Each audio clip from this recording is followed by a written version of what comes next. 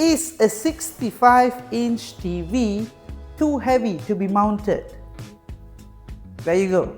This is a 65-inch TV and I have mounted my 65-inch TV onto a cabinet. Alright, I have used a tilt TV mount and I have already mounted this TV onto the cabinet. And you can even mount a TV with 100 inches, with 88 inches, 80 inches or more than that. Okay, it's not the weight of the TV that counts, it's the TV mount. Okay, get a TV mount that can withstand the weight of your TV.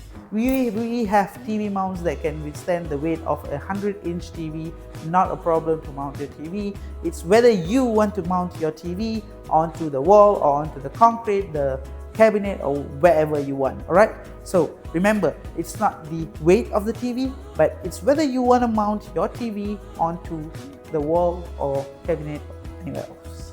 See you guys later.